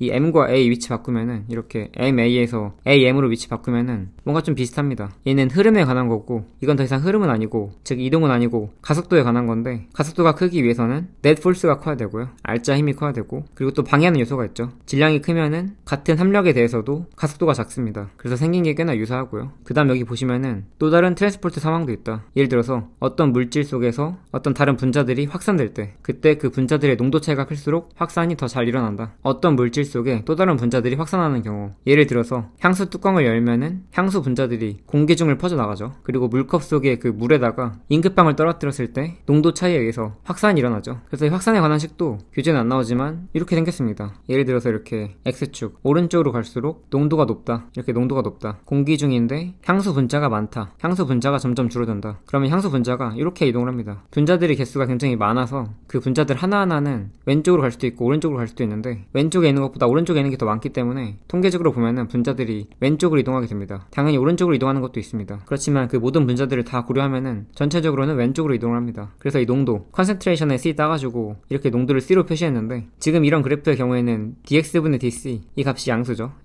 양수면 오히려 이렇게 왼쪽으로 이동합니다. 그래서 여기 앞에 이렇게 마이너스가 있습니다. 그리고 이 d는 확산 계수, 디퓨전 코에피션트고요. 물 속에 잉크가 퍼지느냐, 공기 중에 향수가 퍼지느냐, 뭐 그런 물질이나 이런 것 따라 다르고요. 그리고 이 좌변이 물질 흐름이고요. 그런데 이렇게 미분 형태로 쓰지 않고 이렇게 생각할 수도 있습니다. 지금 딱 방금처럼 이 델타 V는 IR 형태예요. 그래서 이 물질 흐름, J가 크기 위해서는 농도 차이가 커야 되고요. 여기 농도 차이랑 여기 농도 차이, 이 농도 차이가 커야 되고, 그 다음 방해하는 요소도 있습니다. 이 농도 차이가 큰 두 곳이 거리가 이렇게 멀수록 델타 X가 클수록 이 흐름이 줄어들고요. 만약에 같은 농도 차이라고 하더라도, 이렇게 같은 농도 차이라고 하더라도 이게 더 가파르면은 더 빠르게 확산, 물질 흐름이 일어나게 됩니다. 그래서 이제 이런 경우도 있다. 자, 그럼 다시 원래 저희 관심사 이 이퀘이션 14.14 요걸로 돌아가서, 그럼 여기 있는 이 R은 어떤 것인가, 어떤 경우에 R이 크고 어떤 경우에 R이 작은 것인가, 그걸 한번 알아보도록 하겠습니다. 일단 이 R이 유체 흐름을 방해하는 건데, 유체 흐름을 방해하는 것 중에 대표적인 게 섹션 6.4에서 배웠었던 Viscous Resistive Force죠. 잠깐 들어와서 보면은 여기가 섹션 6.4고요. Resistive Force가 존재할 때 움직임에 관한 단원인데, 모델 1, 모델 2 있죠. 모델 1에서는 이렇게 resistive force가 속도에 비례할 때, 그리고 모델 2에서는 resistive force가 속력 제곱에 비례할 때, 예를 들어 어떤 물체가 저항이 있는 공기 속을 이렇게 자연낙하할 때, 그때 이 공기의 밀도가 높으면은, 이 로 값이 높으면은 저항력이 크고요. 그 다음에 이 물체의 단면적, 이렇게 단면적이 제일 큰 부분, 이 부분이 넓으면 넓을수록 저항력 더 크고요. 그 다음에 속도의 크기, 즉 속력의 제곱에 비례하고요. 그런데 이런 것들 말고도 더 다양한 게 있기 때문에, 또 유체 역학이라는 게 좀 복잡하기 때문에, 그래서 이렇게 실험적으로 측정하는 드래그 코에피션트가 있고요. 자, 저희 다시 하던 곳으로 넘어와서, 그래서 유체의 점성이 크면은 방금 전에 그 드래그 코에피션트가 더 크고요. 어쨌든 이 R값에 기여하는 것 중에 하나가 바로 점성에 의한 저항력입니다. 그래서 이 점성에 의한 저항력이 유체와 파이프 내벽 사이에도 있고요. 그 다음 유체가 이렇게 여러 개의 층으로 흐르는데, 한 층과 다른 층 사이 속력이 서로 다를 때 그 상대적인 움직임에 대한 비스코스 레지스티브 폴스도 있습니다. 그래서 이런 비스코스 폴스를 정량적으로 다루기 위해서 밑에 이 그림 14.20을 한번 보죠. 자, 지금 유체가 이렇게 흐르는 중이고요. 유체의 두께가 이렇게 H고요. 유체가 이렇게 연속적으로 쫙 있었는데, 처음에 T는 0초일 때 이런 가상의 ABCD 세그먼트를 생각해 보도록 하겠습니다. 자, 그런데 이 밑에면 이 부분은 딱 고정이 되어 있고요. 힘이 이렇게 위쪽에 작용해서 같은 시간 간격 델타 T 동안에도 위쪽이 더 많이 움직이고 밑으로 갈수록 조금 움직입니다. 그러니까 위쪽의 속도가 제일 크고 아래쪽으로 갈수록 속도가 작은 거죠. 맨 밑에 층에선 속도가 0이고요. 그런데 이런 그림이 예전에 슈어링 폴스 배웠을 때 봤었던 그림 12.13, 이 그림이랑 굉장히 비슷합니다. 이 그림도 다시 보면은 슈어 모듈러스가 슈어 스트레인분의 슈어 스트레스인데, 슈어 스트레스는 이 힘 F의 크기를 이 윗면의 넓이로 나눈 거고요. 그 다음에 슈어 스트레스는 이렇게 H분의 델타 X죠. 그래서 이 이퀘이션 12.7 이거를 F에 대해서 정리하면은, 자, F에 대해서 정리해볼게요. 지금 A도 분모에 있는 거나 마찬가지고 이 자체도 분모에 있으니까 그냥 곱해주면 되겠죠. 따라서 F는 S에다가 A도 곱하고 그 다음에 H분의 델타 X도 곱하면은 딱 이렇게 바뀌죠. 네, 딱 이렇게 되고요. 그런데 이제 이런 그림 혹은 이런 식은 유체가 아니라 고체의 모양 변화, 즉 고체의 변형에 관한 건데, 힘이 작용하는 방식이나 이 모양 변화가 이 그림 14.21과 비슷하기 때문에 이런 상황도 얘랑 좀 비슷한 식으로 표현해 볼게요. 즉 이렇게 차이점은 S 뺀 대신에 이렇게 비례한다 라고 표현을 했고요. 그런데 이 제일 위쪽면의 속력을 V라고 하면은 이 V랑 델타 X랑 서로 비례하죠. 따라서 어차피 지금 비례 관계니까 델타 X 대신에 V로 바꿔 써도 되고요. 이렇게. 그 다음 지금은 단순히 비례한다 이런 표현인데, 여기다 어떤 값인지 잘 모르겠지만 비례상수, 이런 비례상수 써가지고 이렇게 등으로 표현할 수 있고요. 이때 이 비례상수 유체의 점성입니다. 유체의 비스코서리, 이 그리스 문자는 에타라고 읽고요. 에타. 그래서 이 에타 비스코서리의 단위가 나머지 다 정리해보면 이렇게 되고, 간단하게 파스칼 세컨드고요. 그리고 1 파스칼 세컨드를 10 푸아즈로 쓸 수도 있습니다. 10 푸아즈라고 하는 이 푸아즈로 표현할 수도 있습니다. 얘도 이제 비스코서리 단위긴 한데 저희는 SI 단위 이 파스칼 세컨드 쓸 거고요. 그래서 밑에 테이블 14.2 보시면은 몇몇 플루이드의 비스코서리 나와 있습니다. 허니, 꿀의 경우에는 비스코서리가 굉장히 크죠. 피넛버터도 꽤 크고요. 땅콩버터. 그리고 공기의 경우에는 굉장히 작고, 헬륨의 경우, 이거 헬륨 기체죠. 헬륨 기체도 굉장히 작고, 물의 경우에도 0.894니까 이런 것들에 비하면 굉장히 작죠. 37도에서 혈액의 경우에는 2.70이네요. 에탄올이 1.07이니까 뭐 술 마시면은 더 피가 잘 흐를까요? 뭐 그럴 수도 있지만 단점이 더 많죠. 자, 다시 피겨 14.21 이거 보시면은 밑에 쪽은 멈춰있고 위쪽이 제일 빨라서 이 위쪽의 속력이 V인데, 실제 동그란 관 흐르는 유체의 경우에는 딱 이렇게 표현할 수 있고요. 이 중심부가 유체가 제일 잘 흐르죠. 그래서 관을 따라서 흐르는 그 플로우 오브 플루이드가 이 단면에 대해서 유니폼하지 않고요. 중앙부가 가장 크고 이 둘레로 갈수록, 즉 관벽으로 갈수록 점점 0에 수렴하고요. 자, 그럼 다시 앞에서 봤던 이 이퀘이션 14.14 요식으로 돌아가서 과연 R값이 무엇인가? 이 R이 방해하는 요소고 점성이 크면은 이 R값도 클 텐데, 그런데 다른 요소들도 있죠. 그래서 그런 다른 요소들까지 고려하면은 이 R값이 딱 이렇게 된다고 합니다. 그래서 여기는 이 R에다가 이거 딱 대입하면은 델타 P는 요 RIV 이런 식이 성립하고, 이런 방정식을, 이런 법칙을 부베주이어스 로라고 합니다. 그래서 하겐 부베주이어스 이퀘이션 이라고 하는데 발음 어렵죠. 그냥 한국식 발음으로 하면은 푸아제유라고 하면 됩니다. 프랑스 사람이라 발음이 좀 어렵습니다. 푸에제유스 로라고 하시면 됩니다. 자, 교재에서는 이 R값이 왜 이렇게 되는지 이거에 관한 설명은 없는데 저희는 잠시 뒤에 이 식 한번 유도해보죠. 이거 유도하는 과정은 건너뛰셔도 상관없을 것 같아요. 그렇지만 이거 유도하는 과정도 꽤나 논리적인 그런 과정이 있기 때문에 보시면은 과학적 사고하는데 도움이 되니까 저는 건너뛰지 않고 보시는 거 추천합니다. 어쨌든 잠시 뒤에 보기로 하고, 이 결과만 놓고 보면은 여기 보시면은 관의 반지름이 굉장히 중요한 역할을 하죠. 만약에 파이프의 반지름이 절반으로 줄어들었다. 그래서 이 R값이 절반이 되면은 같은 흐름 유지하기 위해서는 이 압력 차이가 16배가 돼야 됩니다. 특히 저희가 주목해야 될 게, 인간의 혈액순환계에 굉장히 많은 혈관들이 있죠. 그런데 건강관리 잘 못하면은 혈관 중에 일부가 플라크에 의해서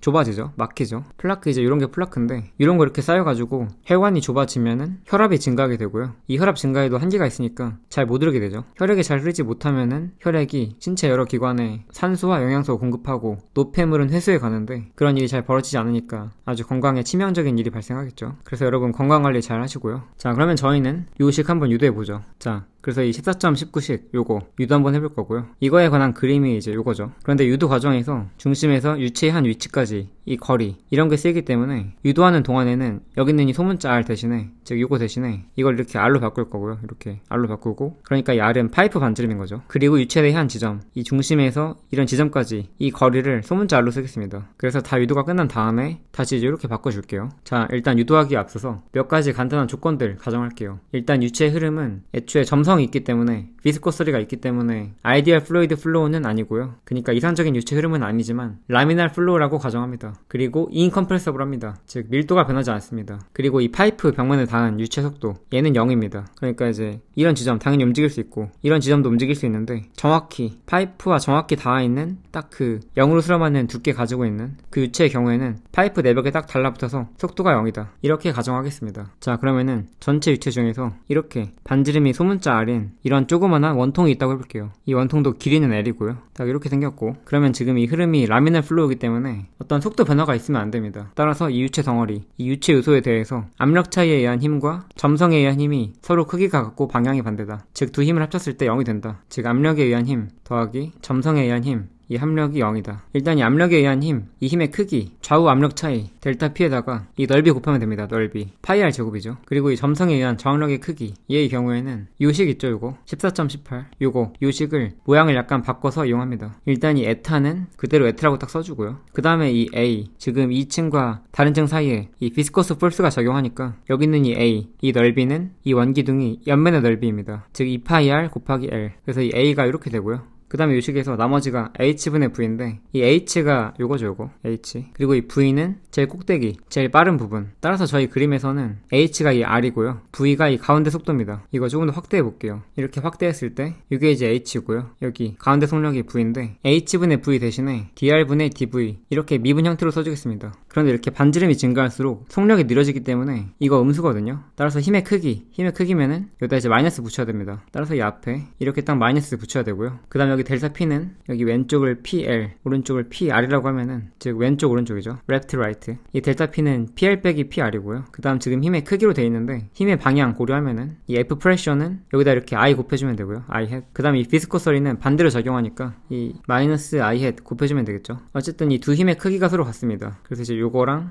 서로 같다. 자, 그래서 이제 이 식으로부터 V를 구할 수 있습니다. 일단 DR분의 DV로 정리해 줄게요. 그러면 DR분의 DV는 마이너스 딱 요거 분의 요게 되죠. 그러면 파이 지워지고요. R도 하나 지워지고요. 그러면 분모 정리하면은 2 에타 L 이렇게 되고, 여기서 양변에 이 DR 곱해주겠습니다. 그러면은 이렇게 DR 곱해지고, 이건 미분이지 분수는 아니지만 얘랑 다 곱하면은 그 결과가 마치 이렇게 지워진 것처럼 DV랑 같죠. 이렇게 되고 우변 그대로 딱 써주고요. 그럼 이제 요 식의 의미는 아주 조그마한 속력 차이 차이가 이런 값에다가 아주 조그마한 반지름 차이 곱한 거랑 같다. 그러니까 반지름이 이만큼 차이 나면은, 반지름이 조금 차이 나면은 속도는 딱 이만큼 차이 난다. 이만큼 차이 난다. 그래서 이제 양변을 적분해 주겠습니다. 정적분으로 표현해도 되는데 부정적분으로 한번 해볼게요. 이렇게 적분하면은 좌변은 그냥 V고요. 그리고 우변은 마이너스 2에타 L분의 델타 P에다가 2분의 1 R제곱 더하기 적분상수 C. 이 2분의 1 여기 정리해서 사로 써줄게요. 네, 이렇게 되고요. 이 V가 반지름과 관련 있죠. 즉 이 속력이 반지름에 대한 함수입니다. 따라서 이렇게 VR로 써줄게요. 이때 이 C값 구할 수 있습니다. 어떻게 구하냐면은 이 소문자 반지름, 이 R이 대문자 반지름일 때, 즉 이 벽면에서 속력이 0이다 가정했었죠. 따라서 R 대입한 거 이게 0이다. 그럼 이제 여기다가 소문자 R제곱 대신에 이렇게 대문자 R제곱 딱 넣으면은, 그럼 이게 0이니까 C값이 딱 넘기면은 요게 되는 거죠. 따라서 이 VR식 다시 써주면은 이 C 위치에다가 요거 딱 대입해줍니다. 딱 이렇게 좀 깔끔하게 정리해서 쓰면은 요걸로 딱 묶어주면은 R제곱 빼기 R제곱 이렇게 되겠죠. 자, 그래서 각각의 위치에 대한 속력 구했습니다. 그래서 이제 어디서든지 여기든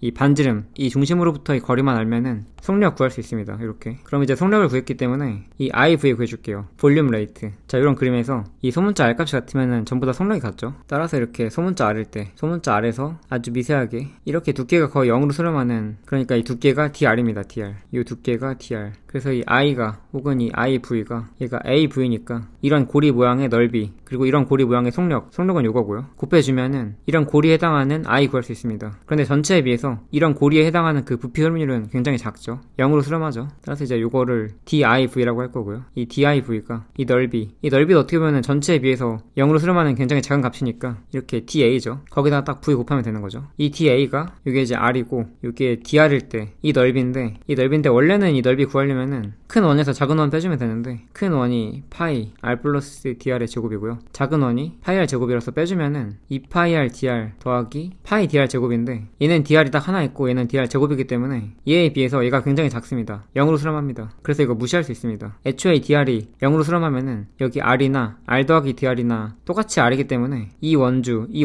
둘 다 길이가 똑같습니다. 따라서 그냥 이 원주에다가 폭만 곱해주면 됩니다. 원주에다가 폭만 곱해주면 이 넓이 나온다. 그래서 여기 DA가 요 2파이R DR이고요. 거기다 이 요 V 값 딱 대입해줍니다. 요거 딱 대입.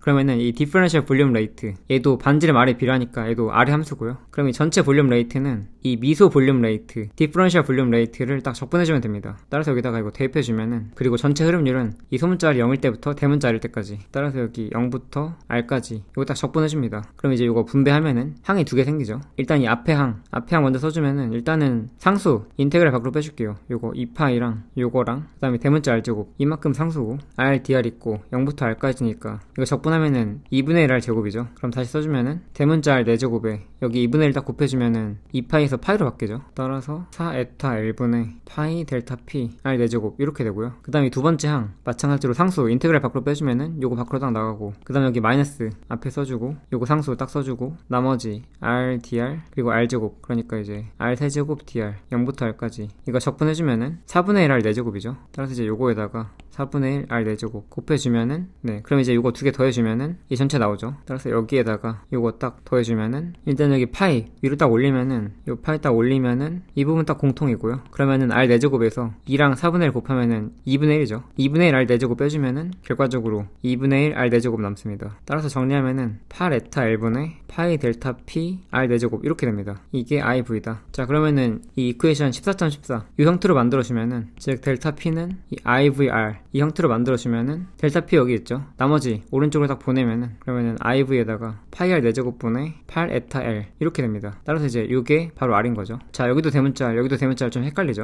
여기 대문자 R이 저 유도하느라고 쓴 이 파이프 반지름이기 때문에 다시 소문자 R로 바꿔줄게요. 다시 소문자 R로 딱 바꿔주면은, 이렇게 바꿔주면은 저희가 처음에 유도하고자 했던 요 14.19식 얻을 수가 있습니다. 맞게 나왔죠. 이렇게. 자, 그래서 교재에서는 유도 과정 나오지 않았었는데 요거 한번 유도 한번 해봤고요. 그런데 애초에 이 푸아제유 이쿠에이션이 예제조차도 없기 때문에 일반 물리학 수준에서는 막 그렇게까지 다루는 내용은 아닌 것 같아요. 심지어 일반 물리학 교재 중에 애초에 이 비스커스 플루이드 이 부분이 아예 없는 경우도 있습니다. 어쨌든 결론은 혈관 관리, 건강 관리 잘하자. 자, 이어서 섹션 14.8 Other Applications of Fluid Dynamics 유체 동력학의 여러가지 응용들. 자, 저희 이번 챕터 맨 처음 공부할 때 오프닝 스토리라인 나왔었죠. 네, 이 내용인데, 여러분 또는 제가 원래는 이렇게 LA에 사는데 덴버나 보스턴으로 비행기 타고 딱 이동을 하는데, LA 공항에서는 활주로가 좀 짧았고 덴버 공항에서는 활주로가 좀 길었죠. 그러니까 LA에서는 비행기가 이륙하는데 필요했던 그 거리가 좀 짧았고요. 덴버는 좀 길었습니다. LA 공항은 고도가 거의 해수면 근처였고요. 덴버는 고도가 좀 높았습니다. 그래서 덴버 공항에서는 고도가 높기 때문에 공기 밀도가 좀 낮았고요. LA 공항은 공기 밀도가 좀 높았죠. 그리고 이 책이 쓰여질 당시에 세계에서 가장 긴 활주로 가지고 있는 중국에 있는 이 공항은 고도가 세계에서 두 번째로 높았습니다. 이거 미터로 환산했더니 4000m가 넘었었죠. 자, 비행기가 공기 중으로 뜨기 위해서는 비행기에 작용하는 중력을 이겨내는 위쪽 방향의 힘이 필요합니다. 즉 리프팅 포스가 필요합니다. 자, 오른쪽 밑에 있는 이 그림 14.23 보시면은 이게 이제 비행기 날개의 단면이에요. 비행기가 이렇게 있으면은 보통 일반적으로 비행기 날개가 하나, 둘, 셋, 넷, 5개 이렇게 있는데 이런 날개 단면을 보면은 단면이 약간 이렇게 생겼습니다. 이렇게. 약간 이렇게. 네, 약간 이렇게 생겼습니다. 이렇게. 이런 여객기보다 운항 속도가 더 빠른 전투기의 경우에는 약간 이렇게 생긴 것 같아요. 조금 더 날씬하게. 이렇게. 그리고 비행기뿐만 아니라 새들의 경우에도 새의 날개를 보면 약간 이렇게 생겼습니다. 이렇게. 이런 식으로. 이렇게. 그래서 이 공기 흐름이 속도 V1으로 이렇게 날개 향해서 접근하고 있다고 할게요. 실제로는 공기는 가만히 있고 비행기가 오른쪽으로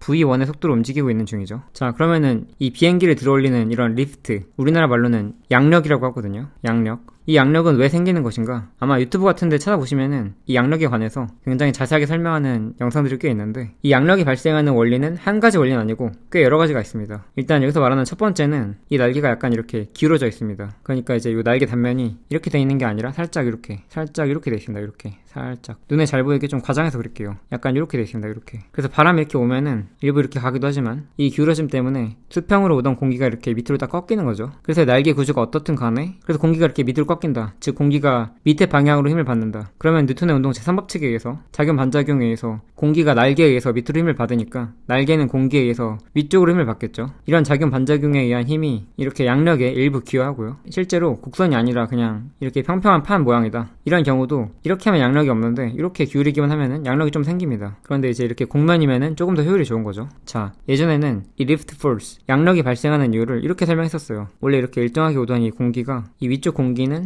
이렇게 움직이고 아래쪽 공기는 직선으로 움직인다. 그런데 실제로 공기는 가만히 있고 이 비행기 날개가 이렇게 움직이는 거죠. 따라서 이런 공기가 여기서 딱 이렇게 헤어지면서 다시 만날 때까지 걸린 시간이 같습니다. 그러면은 같은 시간 동안에 위쪽 공기는 이렇게 곡선이니까 아래쪽 공기보다 더 많은 거리를 이동하게 됩니다. 확실히 직선보다 곡선의 길이가 더 길죠. 즉 같은 시간 동안에 공기의 이동 거리가 더 기니까 공기의 속력이 더 빠릅니다. 그러면 속력이 빠르고 속력이 느리니까 이 베르누이 이퀘이션에서 속력이 빠르면 빠를수록 압력이 감소하죠. 그래서 속력이 빨라서 위쪽 압력이 감소하기 때문에 아래쪽은 압력이 세고 위쪽은 압력이 작으니까 이 압력 차이에 의해서 위쪽으로 양력이 발생한다. 이렇게 설명했었는데 뭐 이런 이유도 있지만 이렇게 기울어져가지고 생기는 그런 양력 효과도 있고요. 그 다음 실제로는 공기 흐름이 이렇게 단순하지 않기 때문에 여러 가지 이유가 있는 것 같습니다. 자, 그 다음에 만약에 이렇게 기울이면 기울일수록 즉 이걸 조금 더 기울여서 약간 이렇게 만들면은 더 많이 기울일수록 공기가 더 이렇게 많이 꺾여가지고 양력이 증가하는가 비행기가 하늘로 뜨기에 더 유리한가 꼭 그렇지만도 않습니다. 약간 기울이면 모르겠는데 많이 기울이면 많이 기울일수록 점점 이 주변에 난류가 생기거든요. 측류가 아닌 난류가 생기기 때문에 분석도 조금 더 복잡해지고 그리고 실험적으로 보면은 양력이 오히려 더 감소한다고 합니다. 그리고 이렇게 돼 있으면은 비행기가 빠르게 날아야 되는데 공기 저항도 더 증가하고요. 아마 어떤 최적점의 기울기가 있겠죠. 그래서 이 교재에서는 이렇게 기울어짐과 이 곡면에 의한 압력 차이 발생, 즉 간단하게 베르누이 원리라고 치면은 기울어짐과 베르누이 원리로 양력을 설명하는데 그런데 이 기울어짐과 압력 차이에 의한 거 둘 다 밀도가 높을수록 이 리프트 포스 양력이 커집니다. 그래서 이제 덴버의 경우에는 LA보다 공기 밀도가 더 작기 때문에 양력이 작아서 속력이 더 빨라야지만 비행기가 이륙할 수 있었고요. 이렇게 빠른 속력에 도달하기 위해서는 LA보다 덴버 공항의 경우가 활주로가 더 길어야만 했던 거죠. 보시면 덴버의 경우에는 다른 이름이 마일 하이 3라고 합니다. 저도 잘은 모르는데 이 덴버 근처에 로키 마운틴, 로키 산맥이 있어서 이 로키 산맥이 굉장히 좀 높거든요. 그래서 덴버가 해수면으로부터 고도가 1610m나 된다고 합니다. 그래서 이렇게 고도가 높으니까 덴버 공항의 경우에는 공기의 밀도가 더 낮고요. LA보다 차이가 평균적으로 15% 낮다고 합니다. 그래서 비행기가 더 높은 속력 얻어야지 이륙할 수 있었고 이 높은 속력 얻기까지 더 많은 시간, 더 많은 거리 동안 가속해야 되니까 활주로가 더 길 수밖에 없었다. 자, 방금 비행기 말고도 양력을 경험하는 다양한 물체들이 있는데 예를 들어서 골프공이 이렇게 있으면은 골프공이 막 하늘을 나는 건 아니죠. 골프공을 딱 세게 쳐가지고 방향으로 딱 이렇게 움직이는데 계속 날아가는 게 아니라 결국 떨어집니다.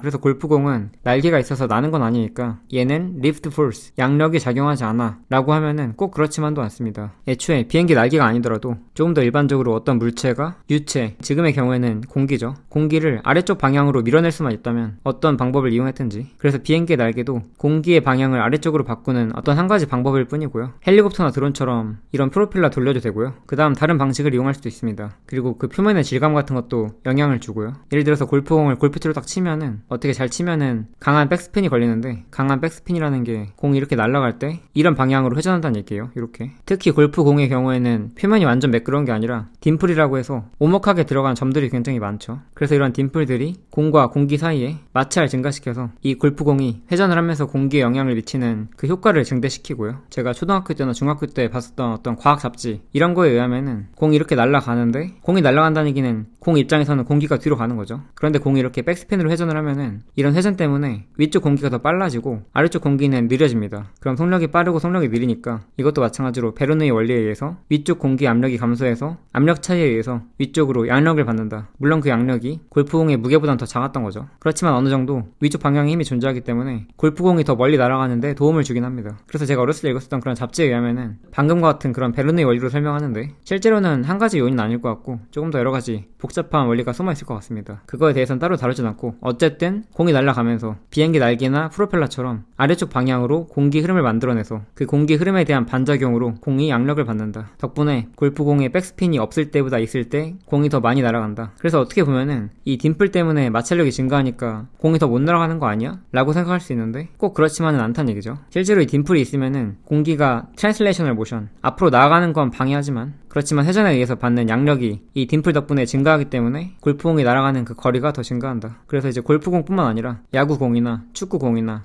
전부 다 그 표면이 공이 날아가는데 영향을 주죠. 그래서 야구 선수들 보면은 가끔씩 심판 몰래 공에 미세하게 흠집을 내는데, 그 흠집 때문에 마찰이 증가하면은 공이 날아가면서 휘어지는 그 커브볼 효과가 더 커진다든가 그런 효과를 누릴 수 있기 때문에 심판 몰래 공을 훼손하는 경우가 있는데, 그러면 안 되겠죠. 자, 그래서 이렇게 이번 챕터가 끝났고요. 이번 챕터 끝나기 전에 한 가지 제가 언급을 드리면은, 어떤 규제들 보면은 이 난류에 대한 레이놀즈 넘버라는 거 배우는데 자세하게 배우진 않습니다. 어떠하기 때문에 이런 일이 발생한다 라기보다는 원리 설명 같은 건 없습니다. 저희 규제도 본문 개념에는 안 나오지만 여기 연습 문제 38번 가시면은 이 레이놀즈 넘버라고 하는 이런 게 있는데, 이 값이 2300보다 작으면은 플로우가 라미널하고 2300에서 4000 사이면은 라미널에서 터뷸런트로 바뀌는 구간이고, 4000 이상부터는 대부분 플로우가 털뷸런트하다. 그래서 여기도 원리가 안 나와 있고 다른 규제도 한 이 정도로 나와 있습니다. 그래서 이제 이 부분 보신다고 어떤 원리 같은 걸 알게 되는 건 아닌 것 같은데, 그래도 이제 이런 게 있다. 레이놀즈 넘버라는 게 있고, 이 값의 크기에 따라서 측류가 난류가 되기도 한다. 보니까 속력이 증가하면 이 레이놀즈 넘버가 커지죠. 그래서 이 그림 14.14에서도 담배 연기가 이렇게 올라가다가 점점 빨라지는데, 어느 순간 레이놀즈 넘버가 예를 들어서 뭐 한 3000, 3500 이렇게 넘어가면서 측류였다가 난류로 바뀐다. 이런 그림이 있던 거고요. 근데 어쨌든 레이놀즈 넘버건 이 비스커스 플루이드의 흐름이건 또 이런 응용이건 예제 같은 게 딱히 없죠. 아마도 시험 준비하시는 분들 입장에서는 베르누이 원리 문제가 좀 많이 나올 것 같고, 이런 내용은 잘 안 나오는 것 같긴 합니다. 공부하시는데 참고하세요. 자, 그럼 오늘 여기까지 하고 다음 시간에 새로운 파트 2 나가보도록 하겠습니다. 고생 많으셨습니다.